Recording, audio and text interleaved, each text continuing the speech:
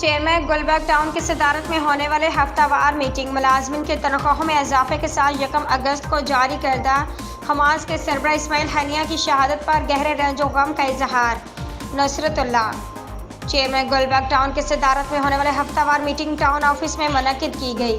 Meeting میں تمام head of department نے اپنی ہفتہ وار کارکردگی کی رپورٹ پیش کی اور رواں ہفتے میں ہونے والے کاموں سے آگاہ کیا۔ اس موقع پر ان کے ہمراہ میونسپل کمشنر عبدالحمید سہاگ، UC8 کے chairman Farooq Nemat Ullah, director admin Muhammad Ali, account officer Khawar Mahmood, director tax Arfi Inzaman, director library Shahraz Hassan, XEN B&R Muhammad Sohail, XEN M&E Muhammad Shawar اور دیگر بلدیاتی افسران بھی موجود تھے۔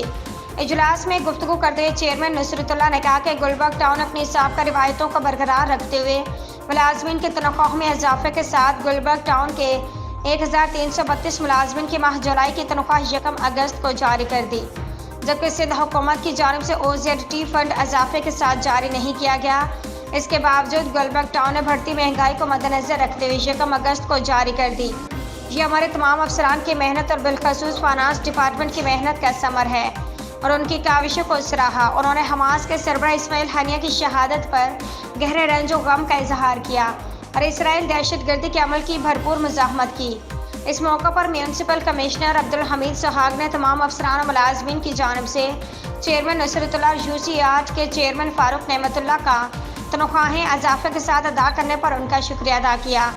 یہ سب ٹیم ورک کا نتیجہ اور انشاءاللہ بہت جلد گلبرگ ٹاؤن کے انتظامیہ، پینشن اور دیگر مسائل کو بھی خوش اسلوبی سے حل کیا جائے گا۔ اس موقع پر بجٹ آفیسر وسیم احمد نے فائنانس ڈپارٹمنٹ کی 1 سالہ کارکردگی کی رپورٹ بھی پیش کی۔